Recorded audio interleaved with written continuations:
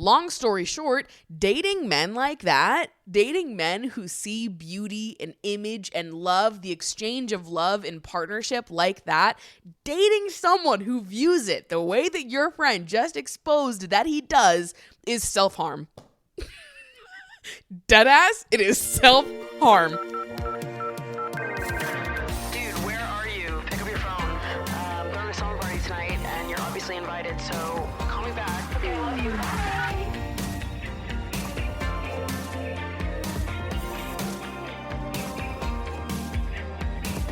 What's up, you guys, and welcome back to Emotionally Online, the weekly summer party for spilling guts and sharing secrets, hosted by yours truly, the one and only Maddie Drosbeck, co-hosted by Miss Mango, the gooey girl, who I'm convinced she is aware that when she climbs all over me when I'm filming, she runs the risk of like wiping my memory entirely. Because really, when she starts climbing all over me like that while I'm trying to talk, I get so overstimulated and I stop. Like, my brain stops working, and I'm convinced that she knows that, and she's trying to get me to stop doing what I'm doing and just pay her attention instead. I'm convinced she knows that. She's very smart, and I just feel like, yeah, I get that you want to wear me as a jacket. I understand. You want us to be intertwined at all times, but I have things to do, Mango. I have things to do. One of which being streaming Abracadabra. Let's fucking go, people. How lucky are we to be alive to witness the greatness of Lady Gaga? Like, it's actually fucking unprecedented, and I don't see enough of you talking about it. I have never been happier. I literally, every time Gaga releases new music, I enter a new era myself. Every time Gaga issues in a new era, it's like she is also issuing me into the next era of my life. And I am just infinitely happier. I am infinitely happier. I just get boosted up. Oh my God, I'm on a plane of existence some of y'all bitches will never know, okay? I'm transcending dimensions right now. And it's unbelievable. Mayhem is coming out March 7th. It's going to be the perfect 28th birthday gift to me because I turned 28 on March 5th. It is a Wednesday this year. So I will be in a state of bliss, okay? That whole week. It's going to be fucking awesome. We're bringing back the birthday week this year in a major way. In a major, major way, I am bringing back the birthday week in honor of me turning 28 and Mayhem coming out in a matter of days from each other. What the fuck? That's gotta mean something, people. Disease, loved it. Abracadabra, love it. Maybe even a little bit more. I am obsessed with it. And I wasn't even watching the Grammys, but I knew that Gaga was going to release something during the commercials because they were talking about it on the Lady Gaga subreddit a few days before. But I was watching movies and just was keeping my eye on the Lady Gaga subreddit so that I knew when it was time for me to lock the fuck in. So obviously the second I saw on the subreddit that it was time to lock in, I locked the fuck in, and I've not locked out ever since, okay? I have been locked the fuck in since that moment happened.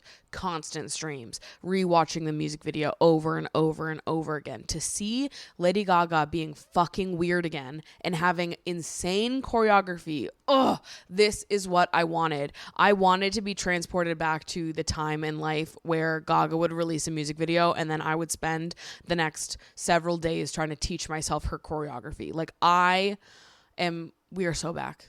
Like, it cannot be understated how fucking back we are. We are so fucking back in a major way. Tell everyone you know. This is unprecedented, and I fucking mean it. So I'm feeling great because of that. Spirits are high. Vibes are good this week. So we're going to take them when we can get them. Lady Gaga released new music. Thank God. Thank God she did, because we needed it and the vibes have been reset. So everyone, please rejoice. I've been deep in Reddit recently for many reasons. Number 1, for Lady Gaga. Number 2, for the Oscars. And number 3, for Love Island, which obviously I'm not talking about Love Island this season on the podcast because truly I just wanted to enjoy myself.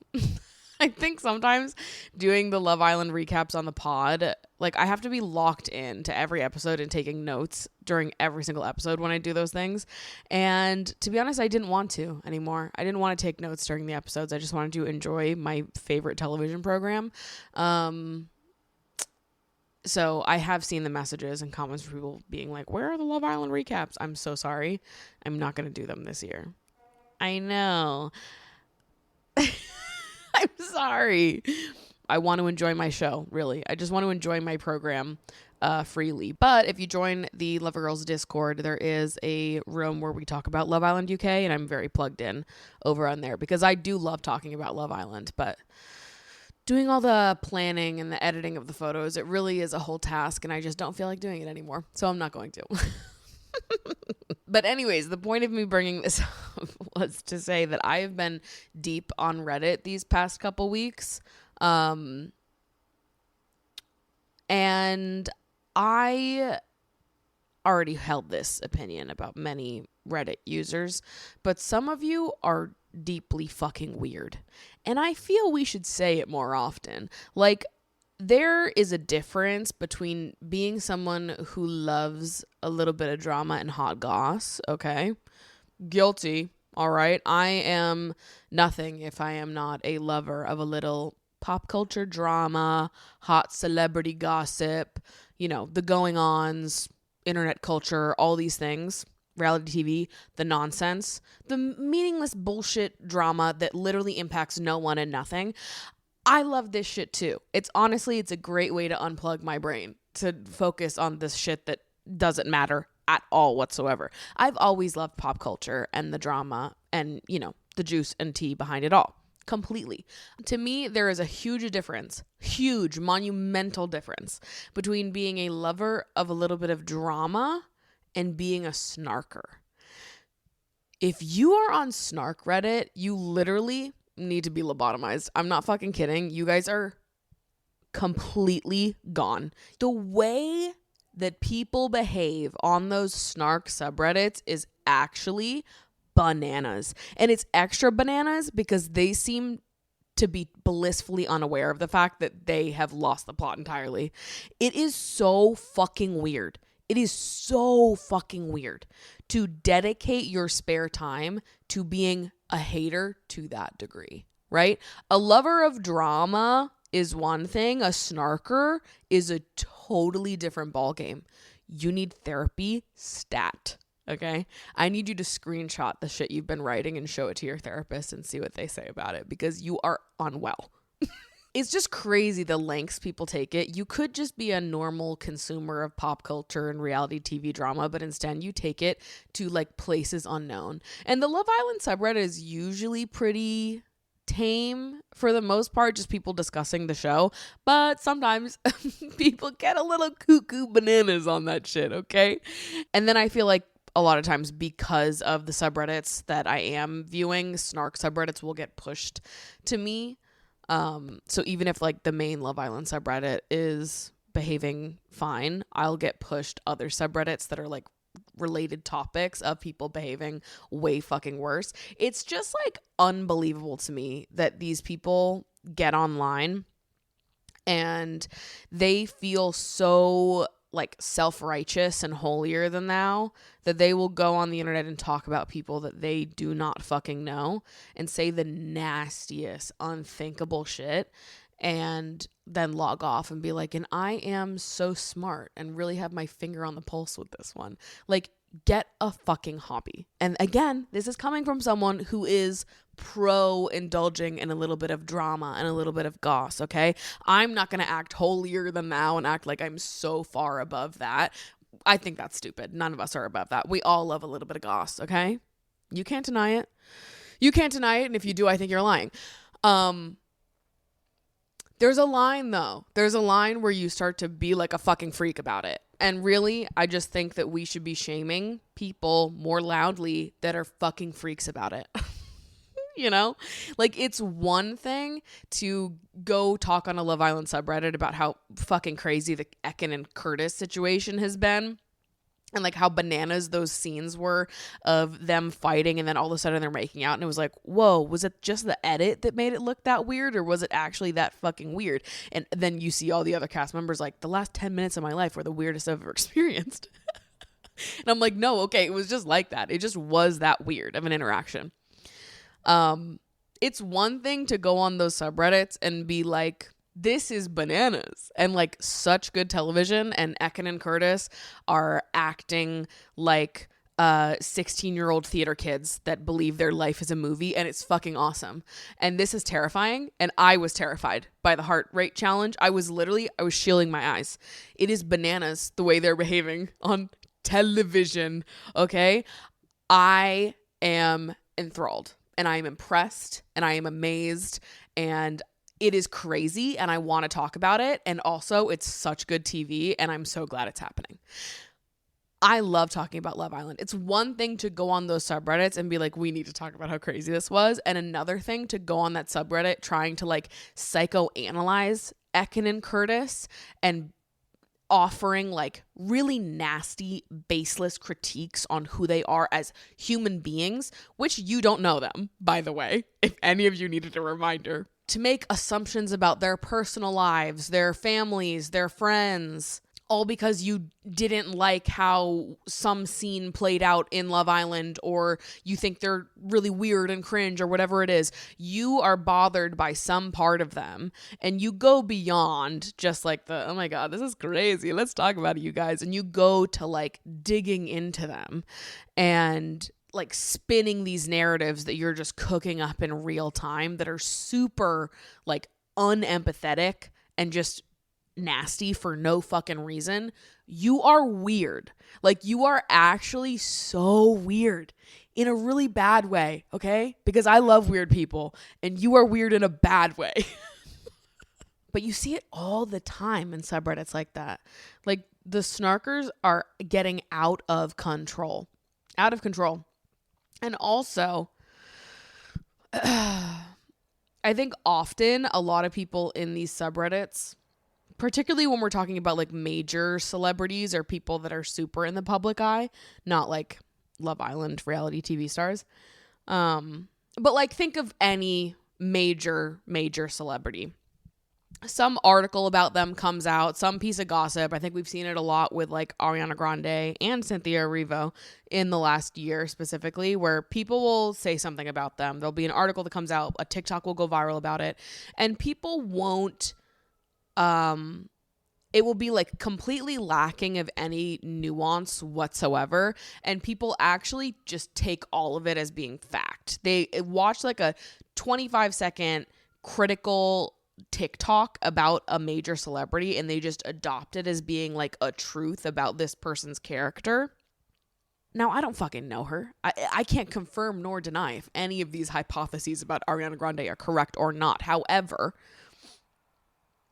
I think it's really weird how people will see like a 25-second TikTok of someone being like, this person is bad, they're a piece of shit, and XYZ about them, and here's this gossip story, this headline that's big right now, and so that's it. And then they'll be in the comment section of Ariana Grande fans being like, how could you support her? How could you whatever? And they're basing that opinion solely off of this like 25-second TikTok that they saw. And maybe the next time Ariana puts out music, these same people go to these snark subreddits without even listening to the album and will be like, this album sucks, it's terrible, I'm not even listening to it because she's a piece of shit and I fucking hate her. And it's like these people that just they become so dedicated to being a fucking hater.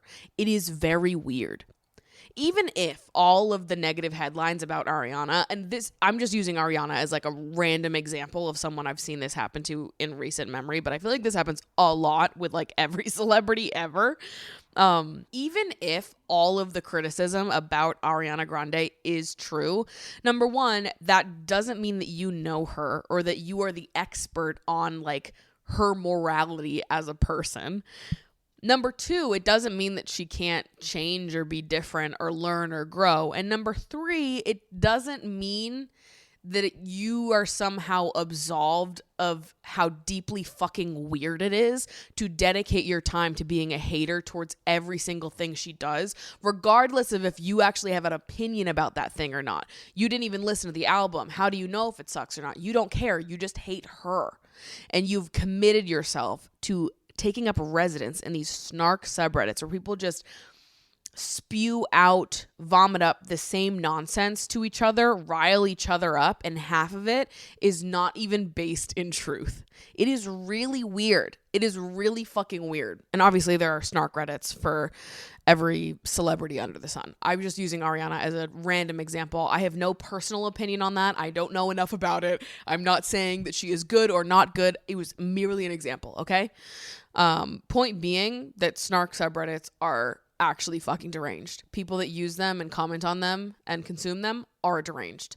Like, even when one of those snark posts gets pushed onto my Reddit feed, like, I read it and I feel such a sense of dread inside my stomach. Like, I actually don't want to know what type of person that you would have to be to consume such nasty content all the time and be totally cool with it.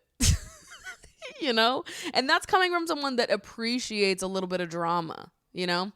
And also, I think that you should be able to criticize celebrities. However, you should have information to be able to back that up, you know?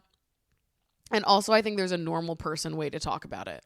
Like, when the Ariana Grande and SpongeBob shit was happening and his ex-wife put out that article, I think if you wanted to have a discussion about the article that his ex-wife wrote and like the emotional impact and like, you know, if you wanted to approach it in like a commentary kind of way, as I'm sure there are many commentary YouTubers that did talk about this very topic, I think that's great. There's a way to talk about it with nuance without being like, and she's evil and she's a bad person and she's irredeemable and you're a bad person if you like her music. Like, some people have lost the plot.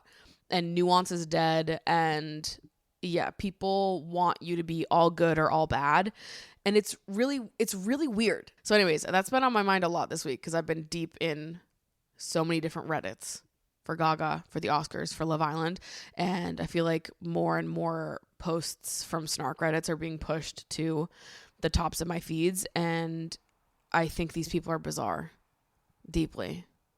How strange. Also, this is sort of a side note, but I think that like there's something to be said about how our like collective shrinking attention span with the increase in popularity of short form content, TikTok, things like that. I think that there's something to be said about how people's lack of an attention span contributes to them being radicalized and contributes to how politicians like Donald Trump are able to brainwash this many people. And maybe that seems weird for me to connect that to snark Reddit, but to me it does connect, because I feel like in order to be a person who likes to engage with snark subreddits, I feel like you have to be someone that really doesn't want to engage in any kind of nuance, and you are going to believe things. The first thing that's in front of your face, you're going to take it at face value and just believe it and buy into it.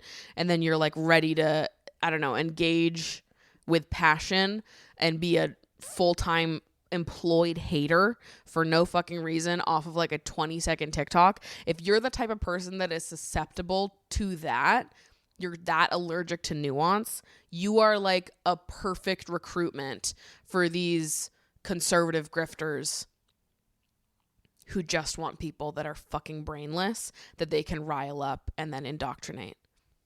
Not to make everything go back to my critique on short form, I just think that people's shrinking attention spans have much deeper and more painful consequences than we even know. So if you feel your attention span shrinking, I would fight like hell to expand that bitch. And if you're on snark Reddit, that's a red flag, my friend. Get off that right now. It is not doing good things to your brain.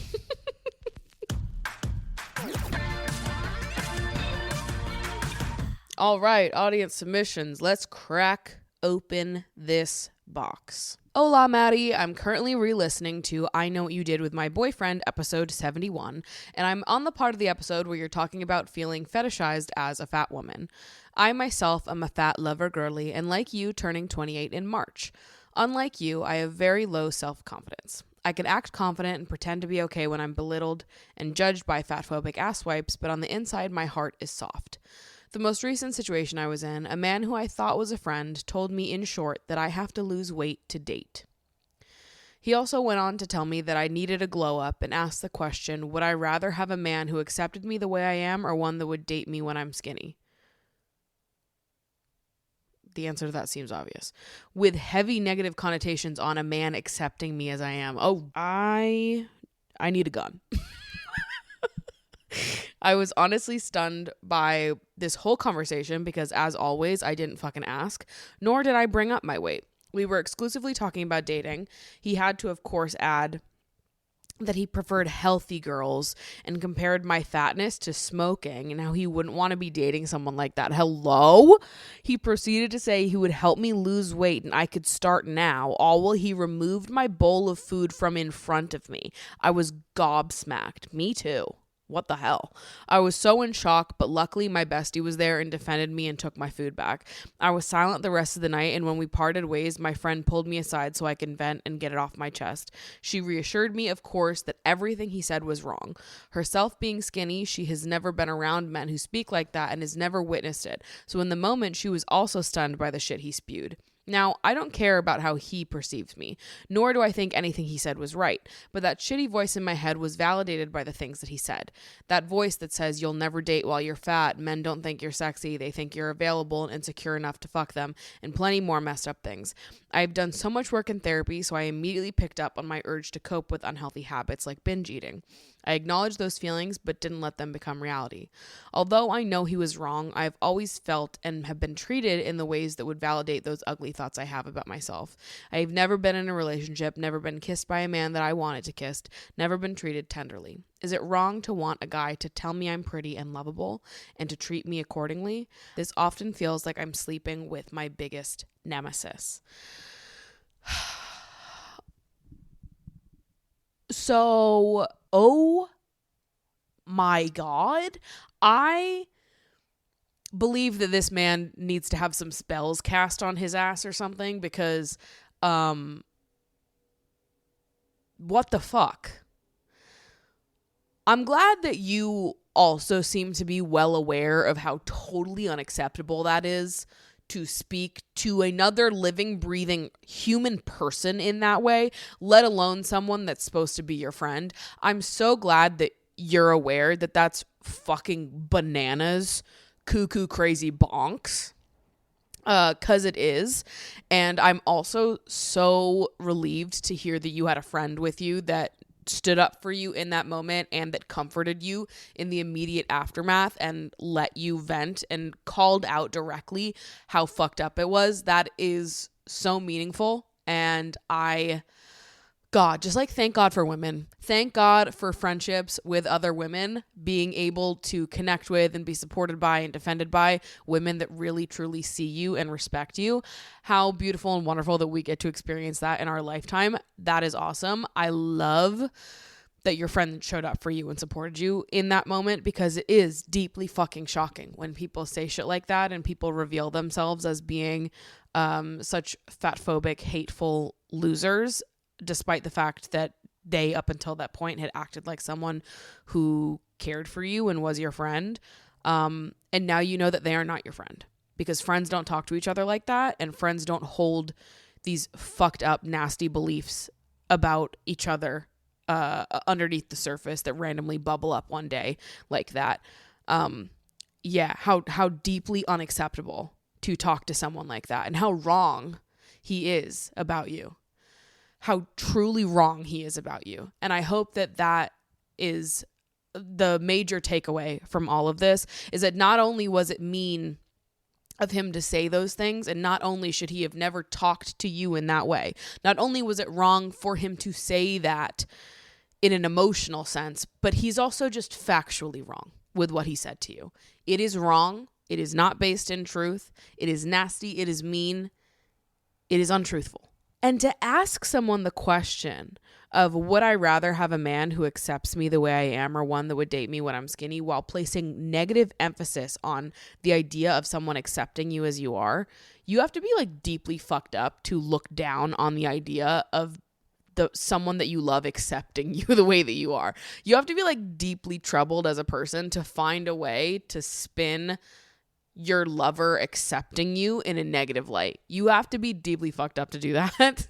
I just can't imagine it. Like when you ask that question without the negative spin on it, like would you rather someone accept you who you are or like love you with conditions? I'll only love you if you look like this. Would you rather love someone that accepts you in all of your forms, in every version of who you are or what you show up as? Would you rather someone that totally loves and accepts you or someone that only loves you if you fit into a certain fucking box or parameters? The answer is fucking obvious. All of us would choose the person that accepts us as we are. Every single fucking one of us. And if you want to try to spin that in a negative way, in some way, not only are you a fat phobe, but you're also a misogynist. Like, I hate to break this to you. Oh my God. Men discovering they're misogynists every single episode of this podcast. It's crazy. It's crazy. If you look at women that you're dating and you think that they need to fit into a certain box in order to be deserving of love from you, if you think that that is how giving and receiving love works, I hate to break this to you. You are a misogynist. You are a hater ass bitch, okay? I hope no one dates that man. I hope no woman dates him, because how fucking horrible is it to date someone who only wants you if you fit into this very narrow idea of what beauty is, which, by the way, nobody gets to stick in forever. Even if you've somehow magically, you're in the 0.001% of people that have cracked that fucking beauty standard, babe. All right. And you're living in it and you never have to think twice about it. You're not fucking killing yourself over it. Or even if you are killing yourself over it, let's say that you are the percentage of people who you're in your 20s and you fit the beauty standard to a T and your partner's so obsessed with you and everyone is so satisfied with how you have cracked beautiful, okay? You know how to do it. You are an A student when it comes to beauty, okay? Even if you've managed to do that right now in your 20s, do you honest to God think that that's going to last forever? Unless you have tons, thousands, tens of thousands of dollars to funnel into changing your appearance constantly as you get older. And what the fuck does that do to your own self-image and self-esteem? Long story short, dating men like that, dating men who see beauty and image and love, the exchange of love in partnership like that, dating someone who views it the way that your friend just exposed that he does is self-harm. Deadass, it is self-harm.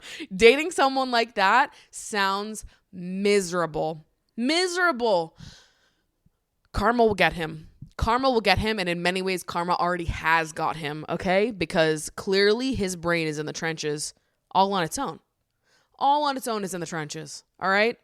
To live in a brain that operates in the way that his is a terror. Something I wouldn't wish on my worst enemy, though many of my worst enemies are already suffering from this same plight. Karma already has him. Don't worry. He's a fat phobe. He's a misogynist. He just generally seems like a piece of shit. And I'm so sorry that you had to learn about your friend in this way. That's not pleasant. And I totally get what you're saying about like hearing something like this and being able to immediately clock it as like, that's fucking rude. You're a fucking hater. And I don't even think what you're saying is right. But to also still acknowledge that like it has awoken some part of yourself, this voice in the back of your head that you've fought off for your whole life. Sometimes moments like these can trigger us. It triggers a past version of ourself that then awakes in this moment and is like, see, that thing that I was scared of all throughout my teen years, all throughout my early 20s, this thing, this fear, this insecurity of mine that I always thought was maybe true, this person just said it. They just repeated my insecurity back to me. And now, should I be taking this as proof that he was right somehow? So much of the conversation around dating while plus size is like actually so fucking tired and stupid to me. Obviously, you have a lot of fat people that feel like they can't date until they lose the weight, or that's a restriction they put on themselves. They feel like they can't even open themselves up to the possibility of being loved until they lose that weight. They're convinced that nobody will love them until they lose the weight, which isn't true and never has been true. And then simultaneously, you have formerly fat people that go on tangents about how dating while plus size was so terrible and horrible and people treated them terribly, which in and of itself shouldn't necessarily be the most shocking, though I do think that people sensationalize those stories to get a reaction out of people. I think that perhaps we need to be clocking more often the fact that people get views by preying on other people's insecurities.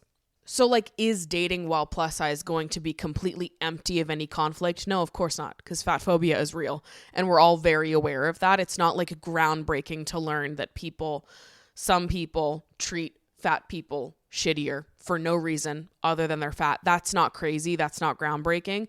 But I do think there are people that really sensationalize it and talk about it in a way that incites fear in other people.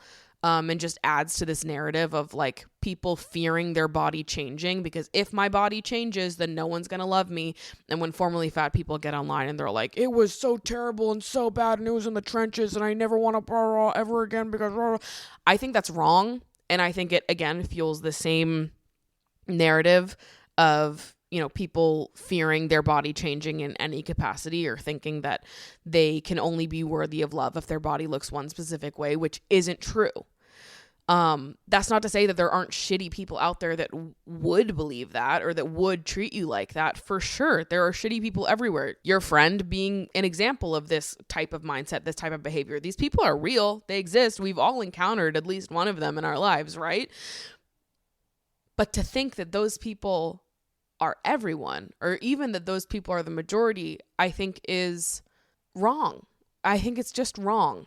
And here's the thing, even if it was the majority, even if every single living person thought the way that that person thinks, that wouldn't make it right.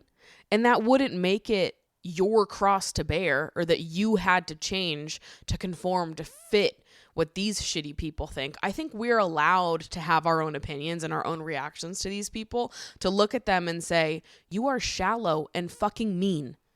And I wouldn't want to be with someone like you. Even if I was thin, even if I looked completely different, I wouldn't want to date someone like you, which is a conclusion that I'm not sure why more people don't come to, especially formerly fat people. Because I'm like, why would you want to date someone who would like shit on and abuse your past self? I don't know. Some people do not feel as protective of their past selves as I do, which has always perplexed me, because I'm like, yeah, I wouldn't want to date an asshole no matter what I looked like. And I do care that the people I date are kind to people who have lived lives that are totally different to what mine looks like. Just because my partner is nice to me, that doesn't count for everything. I want my partner to be nice to everyone. So even if I was a thin person, I still wouldn't date a fat phobe, because I'm not a freak that approves of my partner being a fucking hateful loser. You know what I mean? Like, it just has never made sense to me. I'm like, why do I give a fuck?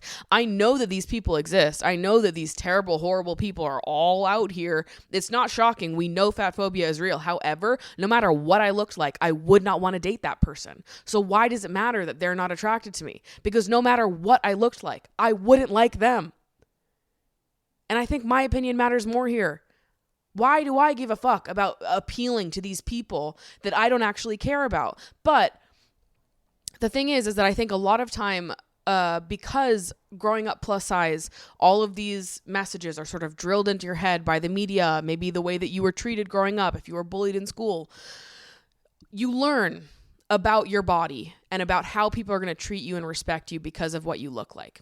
And then you spend a lot of your adult life trying to unlearn those things and build up the confidence that you weren't able to build during your teen years. But I think a lot of times part of the experience of growing up fat is you end up subconsciously starting to seek validation from everyone and to value the opinions that other people have of you over the opinions that you have of them. It's the same way like in dating. I think a lot of people, no matter what your body size, ends up walking into this trap of like going on dates and being like, oh my God, do they like me? Do they like me? Do they like me? Without ever questioning if you like them. And we get into these like cycles where we're just constantly seeking the validation and approval and desire from other people when we're not even stopping to ask ourselves if they are people that we want or that we would even respect the opinion of in the first place. And I think it is so great that you're able to identify when it's that insecurity voice talking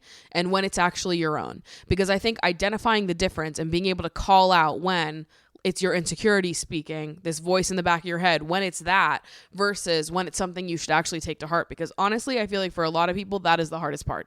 Another thing is that I think that we will often project our insecurities onto our dating lives as being the reasons why things aren't working out for us.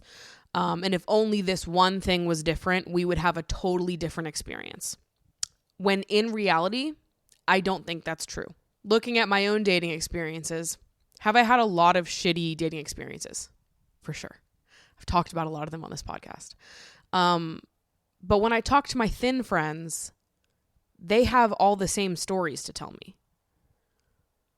And there's a version of myself where I could have let my insecurities paint the story of like the reason why I've had these negative experiences in dating is because I'm plus size and because, men are only going to treat me like XYZ unless I look different. And if I looked different, then they would respect me and I would have this fairy tale romance and I would be treated tenderly and all these things that I want and yearn for. I would have them if only my body was just a little bit different. And these are the stories that we tell ourselves. But I don't know that they're true. In fact, I know that they're not true because we can't all be telling ourselves this story. No matter what you look like, no matter who you are, we all tell ourselves this story of like, if only I was just incrementally different, then I would have this thing that I want to have and don't have. And that's not to say that there aren't unique difficulties in dating as a plus size person. Of course there are. But as I said, the people that are bringing up those issues are often not people we would want to date in the first place. And in general, no matter what your body looks like, we're all sort of suffering in dating. I don't know a damn person who woke up one day and has had the perfect dating life where they've never encountered any losers and they've just, it's been completely smooth sailing. They woke up on day one and they were treated tenderly and appreciated to the fullest extent and they're with someone that totally respects and loves them and they've never in their lives had a bad experience dating. I don't know a single person where that is their truth. So I don't want to write off or, dismiss the fact that there are unique challenges and things that pop up when dating as a plus size person. Obviously, fat phobia is extremely real. And I've had dating experiences that were bad for, a myriad of reasons. Some being because, these guys treated me a certain way because of my body. Absolutely. But are those all of my dating experiences? No. I've had plenty of positive experiences too. So while I don't want to dismiss the fact that there are definitely, unique issues that come up while dating as a plus size person, fat phobia is real. Sometimes it comes up in dating, 100%. But to believe that if we just changed this one thing about ourselves, that we would have access to this kind of love and tenderness that we don't currently have access to, I think that is an incorrect assessment. We have access to that love and that tenderness and that sweetness right now. There are plenty of people out there in this world that would love us the way we are right now. The journey to finding those people that you overlap with in every single which way is a hard one. It's a process for all of us. Famously, most of us have some criticisms for our dating lives and the things we've experienced throughout it. These things aren't exclusive to plus size people. I don't know if that's helpful for you, but it is for me to really remind myself that like this story that sometimes we tell ourselves about how our insecurities are like the roots of evil in our own lives. And like this thing about me, if only it was different, then my whole life would be different. That is rarely, if ever, true. And most of the time we can prove that wrong simply by looking at the people around us. Is that true for other people that you know? Would you say that to other people that you know? Do you know other people that struggle with the same thing that you struggle with, but within a completely different set of circumstances? Because all of my thin friends also have had bad dating experiences. So what's the reason there? All of these people in my life, no matter what their body looks like, all of these beautiful, wonderful, smart, brilliant, loving, thoughtful women having the same conflicts in dating. Is it possible that this is hard across the board, and it's not because there is some like unspeakable flaw within us that only if we change we'll get to experience this secret, you know, lovely relationship that only a certain group is allowed to have? I don't think that's true, but I understand your frustration. And I understand the feeling of like sleeping with your nemesis. And I was talking to one of my friends the other day about how, like, I think being so far removed from my negative dating experiences has truly brought me like so much peace. Like, I haven't had a bad dating experience since college, really. Since before my year of no dating, pre-pandemic. It's 2025 now. 2020, that's 5 years since I've had a bad dating experience. Things haven't worked out in the last 5 years. I've gone on dates with people where just, you know, we weren't a fit, we weren't a match. But there's been nothing that knocked my confidence in dating in the last 5 years. And that has been awesome, to just get older and get farther and farther away from the moments that really knocked my confidence as I was coming into this version of myself. And I think that is true about me for a few reasons, a lot of which I've already discussed on this podcast. But I think because I have such distance from the things in my life, the moments in my dating that really knocked my confidence, I'm able to now look at my dating life with sort of fresh eyes. And also because I don't feel any pressure to figure it out right now. And because I don't feel the need to hang around with people, anyone, men, women, whoever, that don't totally see me and appreciate me for who I am 100%. Like, it just doesn't matter to me that much. I'm not scrambling in search of a partner anymore. If it happens, it happens. If it doesn't, it doesn't.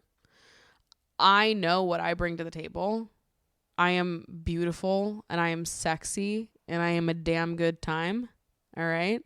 And also, I'm smart and I'm passionate and I'm driven and I'm successful and I'm thoughtful and I'm emotional and I'm vulnerable and I'm brave. I'm so many other wonderful characteristics that anyone would be lucky to have in a partner. I don't need these random fuck-ass dudes to want me in order to know that. Every man I come across for the rest of my life could look at me and say, ugh, she's the worst. And it wouldn't bother me.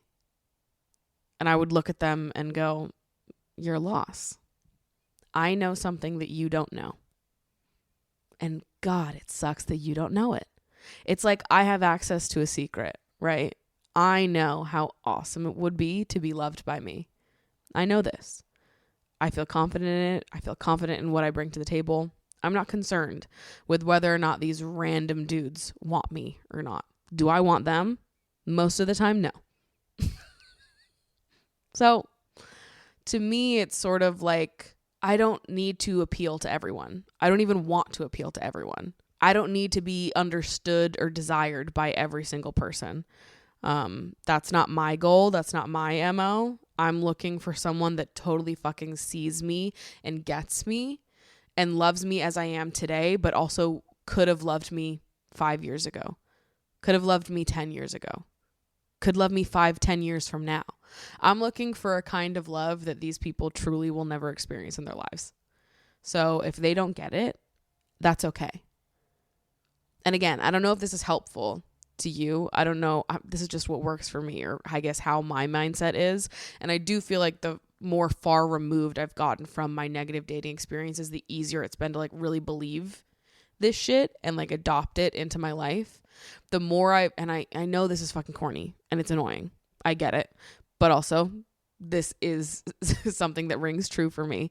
But I think the more that I have poured into other corners of my life, the more I've poured into my career, my home, being independent, the more I've poured into my friendships, my community, my families, fostering kittens, learning new things, trying new hobbies, the more I have indulged in creating a life that I am really proud of and think is awesome. One that like, I think that someone would be lucky to be invited into for so many reasons.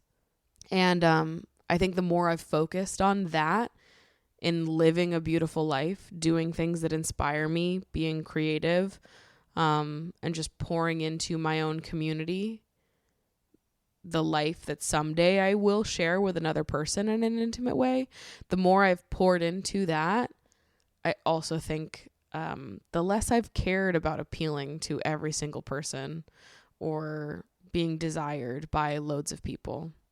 I don't care about that. And I'm not really attracted to people who place that as a high value on their list. And maybe that's not a common way to feel. I don't know if it is or isn't. I don't really care though, because that's how I live and that's how I feel. And I don't want to be with someone who behaves like that. No matter what I looked like, I would not want to be with someone who behaves like that. So, sort of neither here nor there, you know? Even if I could snap my fingers and be a totally different person, if I could erase all my insecurities, if I could morph my body to be something totally different, I still would not fuck with people like that. And maybe that's uncommon. I don't know. I don't care though, because I'm not compromising that standard no matter what. I don't want to be with those fucking losers. I think they're fucking losers. If other people want to date fucking losers, they can date those fucking losers. I'm not going to date them though. So I don't care that they don't want to date me, you know? Sort of rambling, sort of just throwing all of my thoughts at the wall here. I deeply understand what you're feeling, and I think that you should feel really proud of the work that you've done to get to a point where you're able to identify it as your insecurities and be like, it brought something up for me, but I still know that bitch is wrong. You know? And now I'm struggling with trying to silence this insecurity. And I think that's just real. And that's part of the process and part of the journey. And even though I feel like I'm in a much better place now than I was, 5 years ago, that's not to say that I'm not sometimes triggered by my own insecurities as well. I think it's just part of it all, part of being a human. So I think you should be really proud of yourself for the work that you've done and the progress you've made in building up your self-confidence. I think you actually might have higher self-confidence than you think you do. And I'm so sorry your friend spoke to you like that. Deeply. It is totally inexcusable and deeply fucked up. And I hope that you're able to surround yourself with people like your friend who stood up for you, who validate what a fucked up, terrible thing that was for them to say to you. And I hope that being surrounded by that kind of community can bring you great amounts of healing. But it's okay that you're hurt by that. And it's okay that it's bringing stuff up for you. And just because those thoughts are being awoken because of this incident doesn't make them true. Doesn't make them rooted in truth. Doesn't make them even close to being true.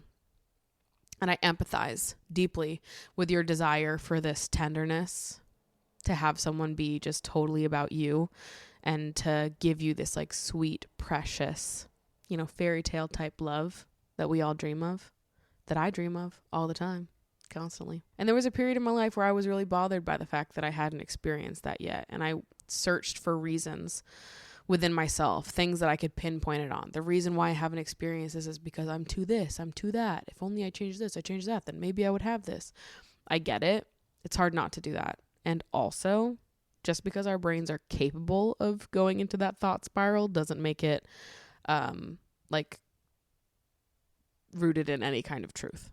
You do deserve a soft, tender, sweet love, and I am confident that the right person will find you. You will find them, and it will all work out the way it's meant to work out. I think sometimes it's better not to question why things aren't working out for you the way you've seen them work out for other people, and just accept that your story is going to be different, and that's okay, and it's going to be just as wonderful in a totally different way. I thought about this a lot when I was, in high school and college, because for a while I was upset that I hadn't had any dating experiences when I was in high school. And I was sad I didn't get invited to prom. No one ever asked me. I missed out on all these life experiences, this like innocent, juvenile teenage love. There was a time in my life where I was really upset that I missed out on that. And then I went to college, and I had obviously many chaotic dating experiences in college. And then after that, it was like, looking at friends of mine that maybe met partners in college or had different experiences than me, looking at them being like, why couldn't that have been me? Why couldn't that have been how my story went? Why is it that I had to go through XYZ and deal with this pain that I have as a result of this? And, just missing out on the sweetness and tenderness and being like, why? Why is it that I don't get to have that, but these people did? And I think it's natural to have thoughts like that, particularly within the context of dating when it's like so pushed down our throats.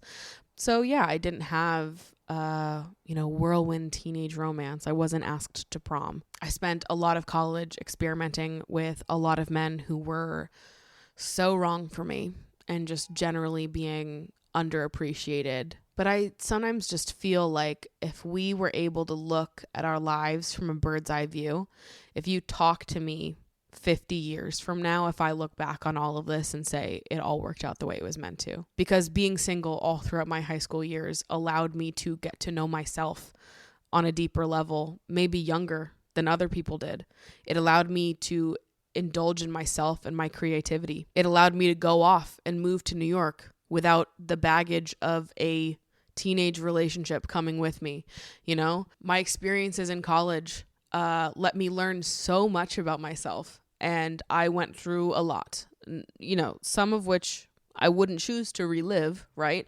But I do think I gained a lot of wisdom from going through those things, and it pushed me into therapy, and it gave me things to talk about online, and look what's happened because of that. I've grown a community because of that. I think, my lack of this relationship in my 20s thus far has allowed me to really build a stable life for myself. It's allowed me to really focus on building up my friendships and focusing on that kind of community, to pour into my solo time. I've been able to travel by myself.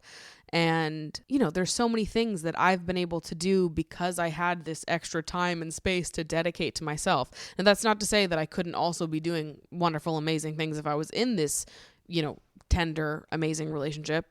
Obviously, being in a relationship with someone offers its own different kind of, learnings and benefits and change and self-growth that happens. However, I think that in a lot of ways, these things being lacking from my life, if I look at it all bird's eye view, I actually think it's a good thing.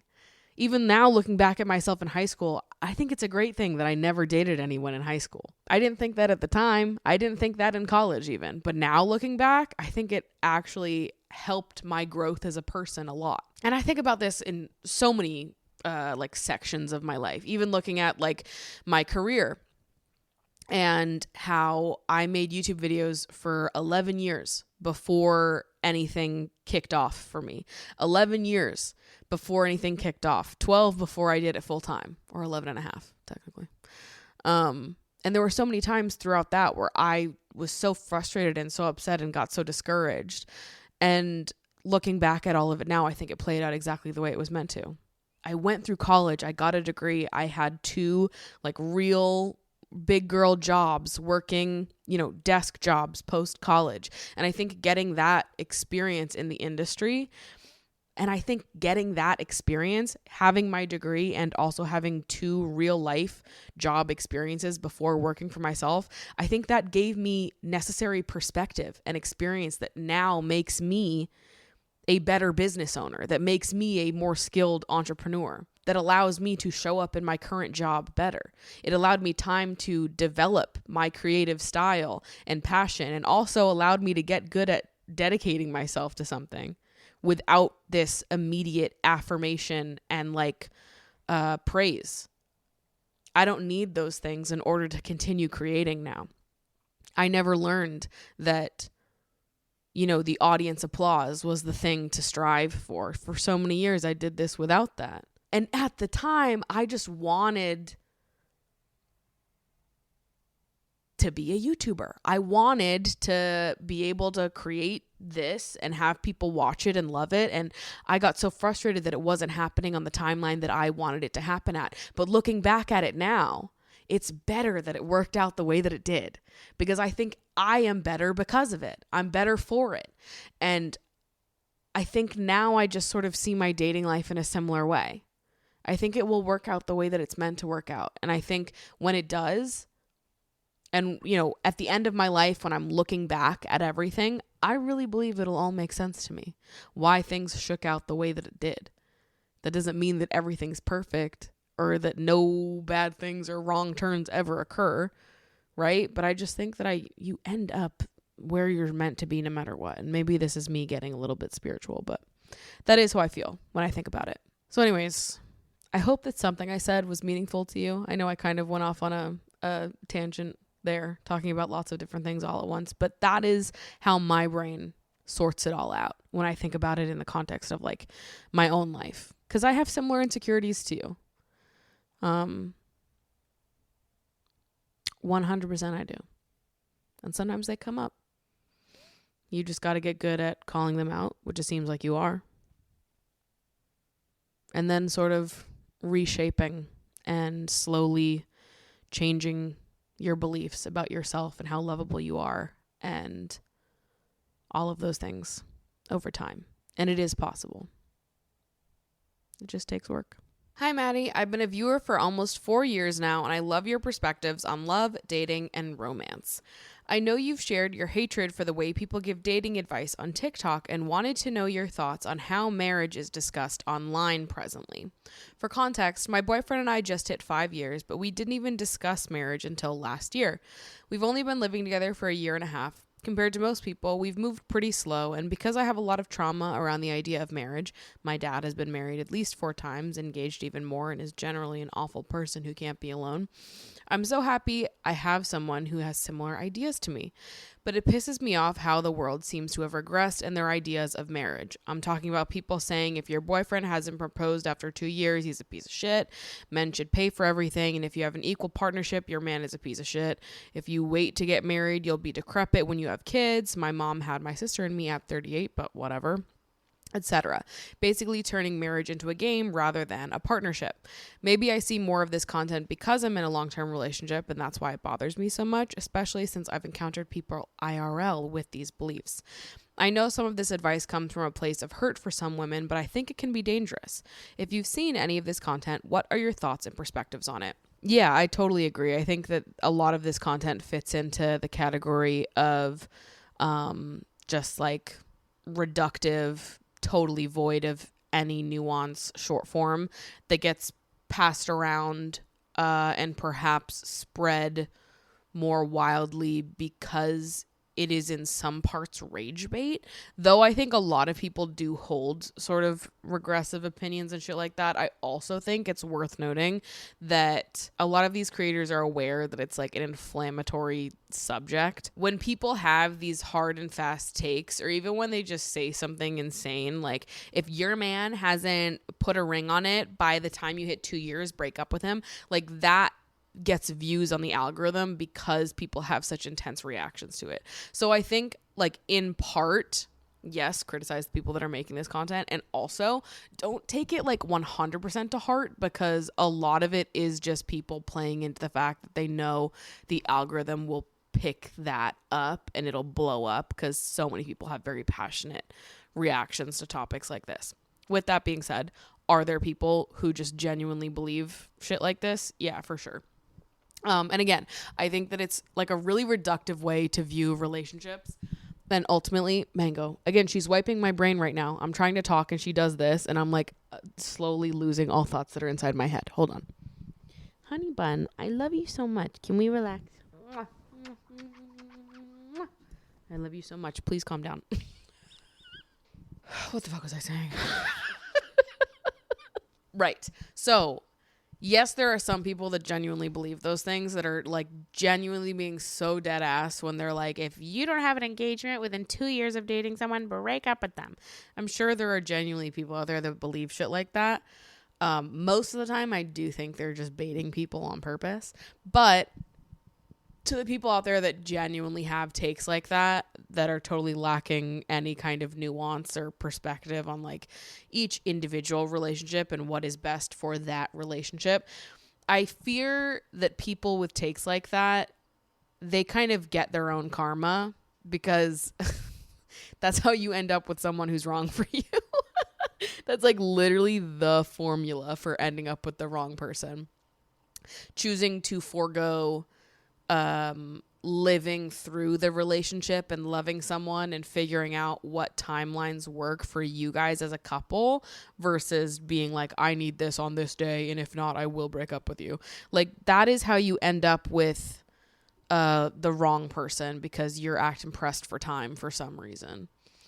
You know, like I just think that a lot of these like made up timelines that people have, they convince themselves that those made up timelines are serving themselves, when actually I think in the long run those timelines will be their karma because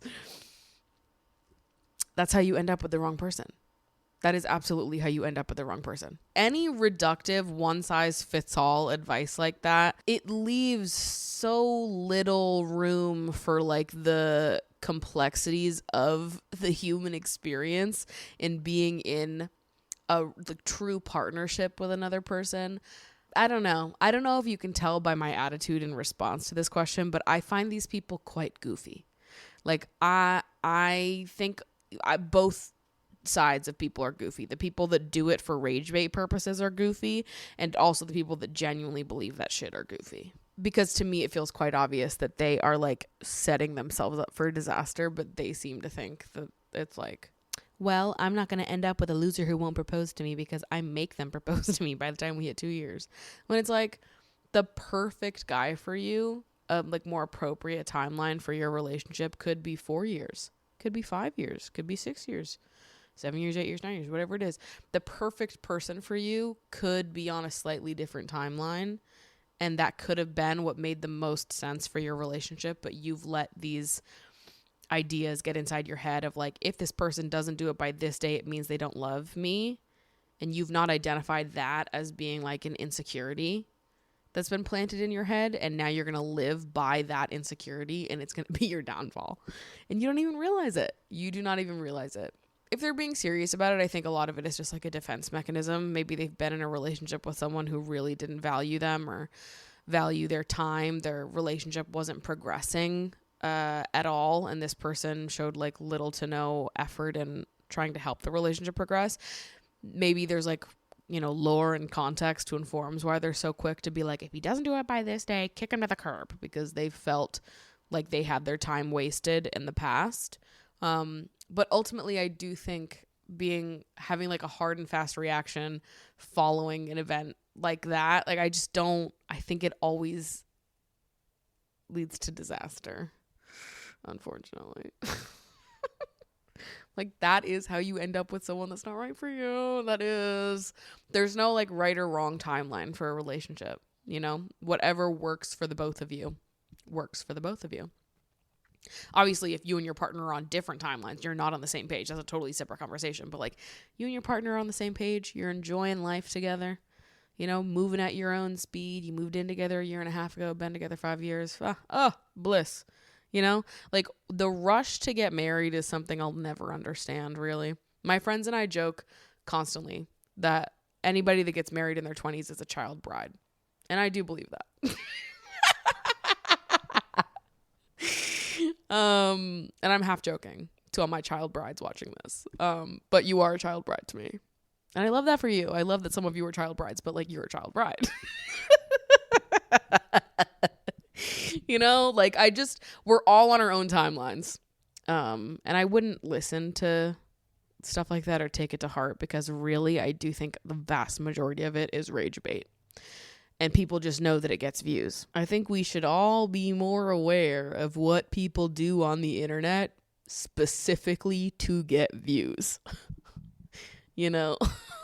Because there are a lot of people who do a lot of things that are pretty substanceless and dumb, and they just do it to get a reaction out of people or to prey on people's insecurities. And I think that we would all be served by getting really good at clocking that. I'm going to throw it on over to the post show over on Patreon. I'm going to look through Grammy's red carpet fashion, because I saw a lot that I need to discuss. In fact, I saw one couple doing what can only be described as a humiliation ritual in front of all of us. So I'd like to discuss some things, and I will be doing that over on the Patreon. So if you're interested in discussing Grammy's fashion, go on, join us over on the Patreon. Go join the Lover Girls Discord. We did our first live stream last night, and it was so much fun. So come on over if you're interested. Love you so much. I'll see you next week.